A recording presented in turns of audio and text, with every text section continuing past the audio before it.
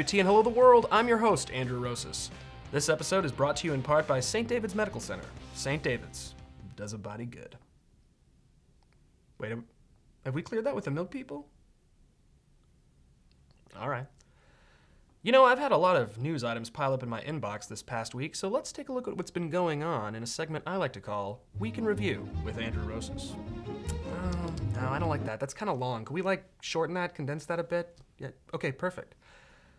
In a segment I call Weak Sauce. Researchers at UT have engineered a drug for the treatment and prevention of inhalation anthrax that was just approved by the FDA. The drug will be sold under the name Anthem by pharmaceutical company Elucis Therapeutics, who are reconsidering their method of drug delivery, a fine white powder in an unmarked envelope with a fun note.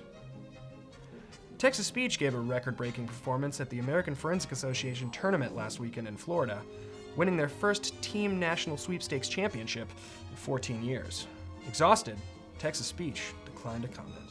In sports news, the UT Tower was lit burnt orange for the Texas men's swimming and diving program's 12th NCAA title. The team took a photo in front of the Littlefield Fountain to commemorate their achievement and to be close to their powerful hippocamp brethren. With campus carry only a few months away, Texas universities are drafting specific rules for carrying weapons on school property. Nervous about this new gun policy, the overweight pigeons and squirrels on UT campus have issued a formal apology for all the food they've stolen from us over the years.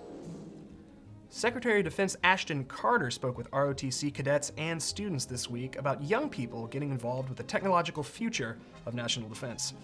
Here's a clip.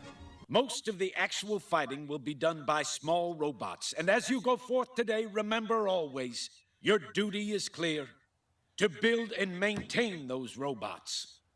Thank you.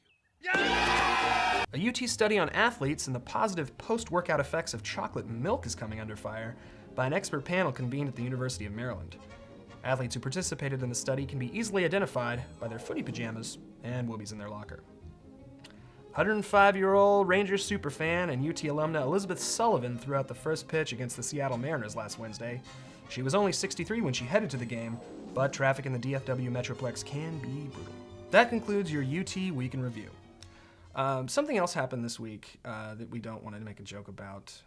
I know this is like a silly show where I tell some jokes, and hopefully you learn something about what's going on at UT. But in light of the recent tragedy and loss of student Haruka Weiser, I think it's important that we remember the humanity and compassion of the UT students and staff here. And I can speak for myself and everyone at the Hook in extending our deepest sympathies to Haruka's family and friends and everyone affected by this tragedy. We have a very strong community here at UT, but we stay strong together. So take care of each other out there. As always, I'm your host, Andrew Rosas, reminding you, stay hooked.